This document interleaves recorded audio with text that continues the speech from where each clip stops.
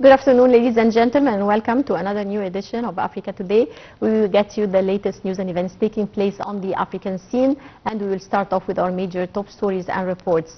On behalf of President Abdel Fattah el-Sisi, Prime Minister Mustafa Madbouli arrived on Saturday to Ghana's capital, Accra, to take part in the 6th mid-coordination meeting of the African Union.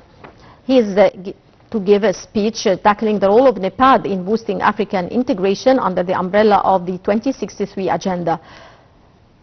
Prime Minister will also tackle fundamental files related to development of efforts aimed at boosting economic integration among countries of the African Union. African heads of state and governments, as well as representatives of African organizations, are attending the event in Accra, Ghana.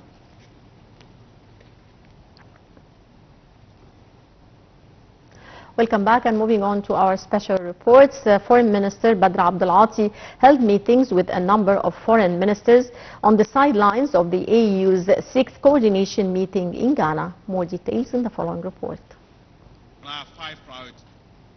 Minister of Foreign Affairs Badr Abdel Ati met a number of his African counterparts on the sidelines of the 6th mid-year coordination meeting of the African Union held in the Ghanaian capital, Accra. Abdel Ati held meetings with the chairperson of the AU Commission, Moussa Faki, and the Director General of the African Union Commission, according to the Egyptian Ministry spokesperson Ahmed Abu Zaid. Furthermore, Abdel Ati held a number of bilateral meetings with his counterparts from Algeria, South Africa, Tanzania, Mauritania, Nigeria, Sierra Leone, Senegal, the Democratic Republic of the Congo, and Ghana. He also met with a group of notable Ghanaian businessmen in the fields of construction, pharmacy, shipping, automotive, energy, food products, and agricultural projects. Abdel Ati affirmed that Cairo attaches great importance to strengthening relations with the African continent, especially in the trade and economic fields. Abdel Ati's meetings aim to coordinate the joint African action, evaluate the progress achieved in continental and regional integration, and follow up on bilateral relations between Egypt and African countries. This year's event is scheduled to address regional integration and follow up on the AU policies and economic blocs to enhance the capacity for integration. Abdel Ati also outlined Cairo's ambitious economic agenda focusing on macroeconomic policies aimed at bolstering resilience against global economic challenges. Enhancing the investment climate, stabilizing the foreign exchange market, and removing barriers to investors are top priorities, he said. Welcome back, and to shed more light on the event, we're delighted to be joined by Ambassador Sou'ad Shalaby, former assistant to the Foreign Minister. Good afternoon. Good afternoon. How do you see the role of the new partnership for Africa's Development Agency, NEPAD, in boosting African integration among African states? The NEPAD is the economic arm of the African Union. It's the development arm. It has done a great deal since its initiation in 2001. Now Egypt has assumed its presidency of NEPAD for 2 years until 2025. And it is really a very important organ of the African Union because it attracts, it serves to attract investments to Africa from the global economic world, and of course to stress on the expertise that Africa has and the opportunities that could be integrated and could be used in the global economy, especially using the raw materials and the treasures that are have not been explored in Africa. So the global economy needs a lot of projects that can use the raw materials and the cheap labor that is found in Africa. That is the way to development, and NEPAD is trying to implement many projects that are necessary for the development of Africa, whether it is for the global development goals in 2030 or for the African Development Agenda 2063. How is Africa proceeding with regards to the 2063 agenda? Of course, the role of Egypt is very important because, as I said, it has the presidency of NEPAD, and it is working to finance projects and programs to achieve sustainable development goals. It is also the presidency of Egypt, the strategic the partnership of NEPAD with all the African countries. They are calling for new and non-traditional financing resources, whether it is from the global economy or from regional and private sector.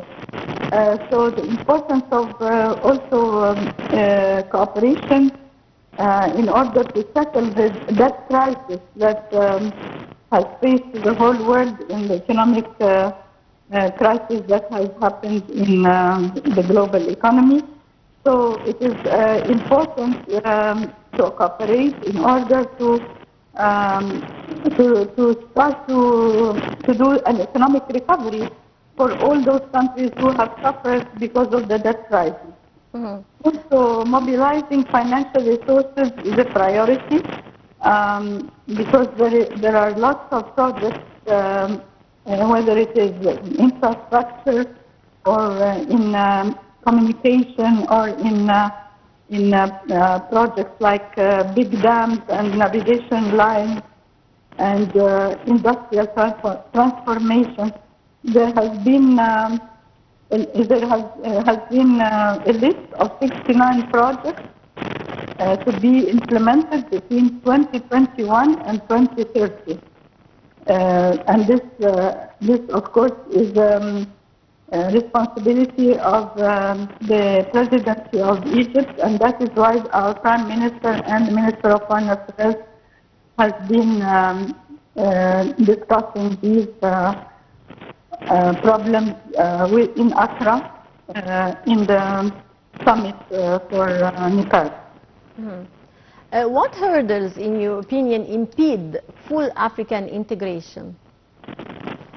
Well, of course, as I said, lack of financial resources, also lack of feasibility studies, also the big projects need expertise from the West, and of course, if we are talking about, for instance, the town road between Cairo and Cape, it's like a long dream that is coming through, and it needs continuation. So the continuity is important in starting any project. Also, if we are talking about, for instance, the Julius Nyerere hydroelectric power project, Egypt has cooperated with Tanzania in order to provide it with the expertise, but sometimes it needs financial also coverage and the banking guarantees between the two countries. All these financial institutions should work very hard in order to provide the coverage for these big projects that are being implemented in Africa, between African countries. How have global challenges, including COVID-19 and its repercussions, the war in Ukraine, the Israeli aggression on Gaza, and the global economic downturn, how has all these challenges affected the African continent? Well, all these, of course, global challenges affect the whole world, and Africa is a poor continent, and it doesn't have a solid health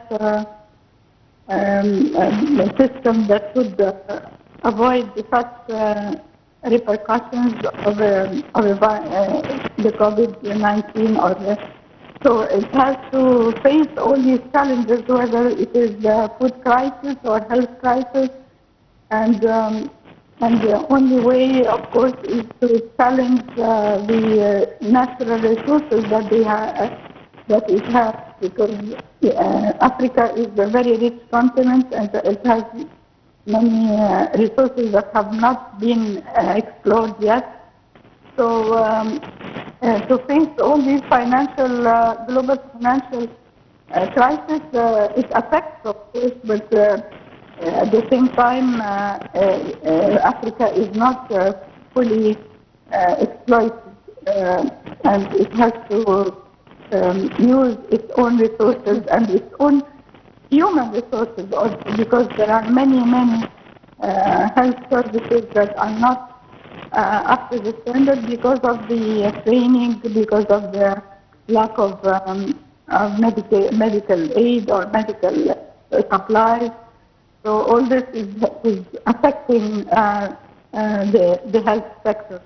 Also the food crisis. We are able to produce lots of grains, but because of the wars that are happening in Sudan and South Sudan and in the west of Africa, then there has been a shortage of food for all these countries, and also the drought and the displacement of people, Africans around the continent. All these problems of political instability, they affect, of course, the economic situation in every country, and in its cooperation with other countries. For instance, if you want to cooperate with Sudan, there is a problem now because of the war in Sudan and the humanitarian crisis.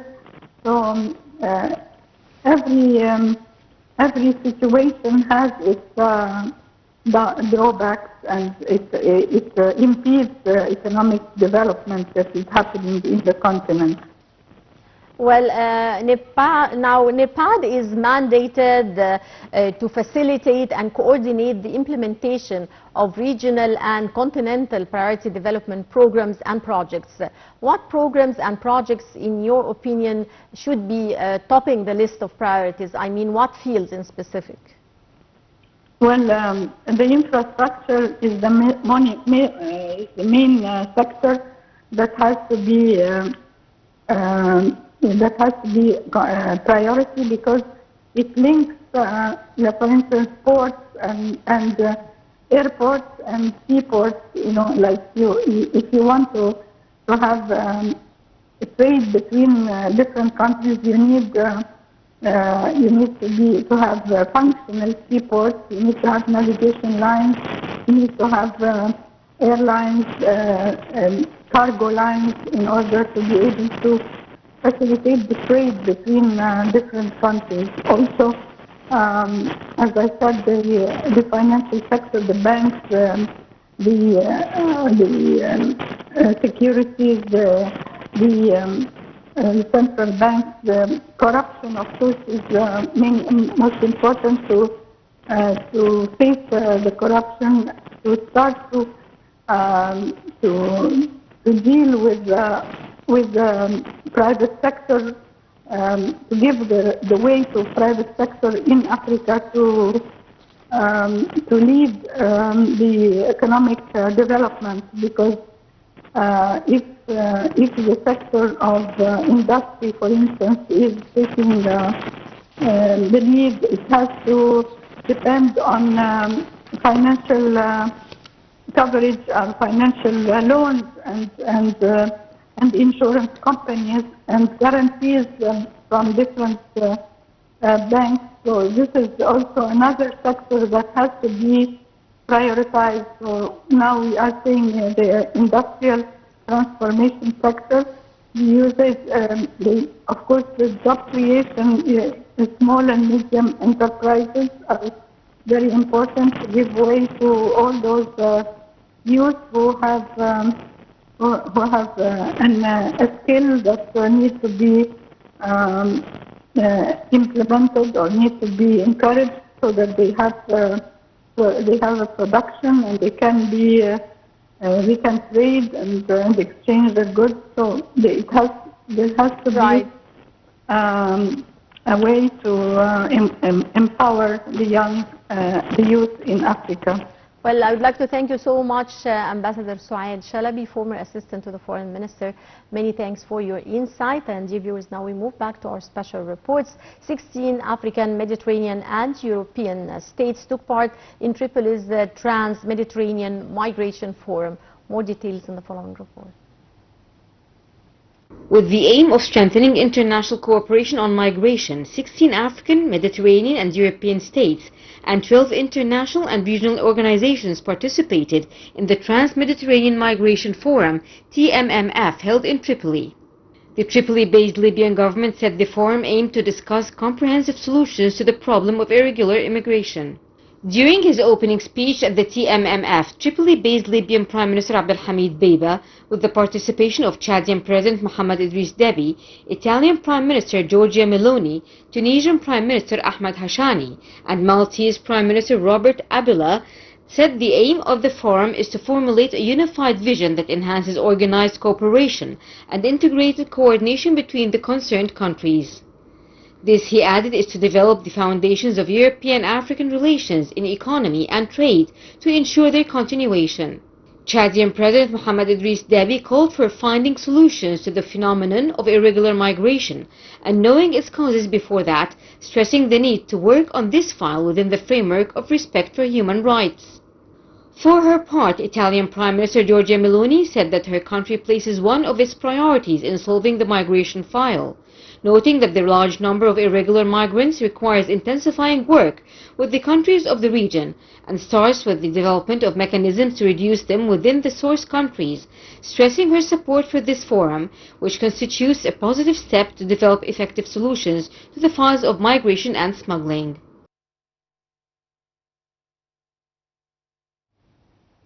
Welcome back, dear viewers, and still with our special reports. The UK has pledged 84 million sterling pounds to Africa and the Middle East in a bid to stop illegal migration at source. More details in the following report. The newly elected British Prime Minister seeks to reset the UK's approach to illegal migration. Keir Starmer announced Thursday 84 million sterling in funding to tackle illegal migration. He also promised his government will work with European partners to share the intelligence data, expertise and put the gangs out of business. He said the 84 million sterling of new funding for projects across Africa and the Middle East includes humanitarian and health support, skills training, help with job opportunities and access to education. He was speaking at the 4th European Political Community Summit held in southwestern England, tackling migration, the war in Ukraine and energy security. In the year ending March 2024, there were 38,546 irregular arrivals to the United Kingdom, he said.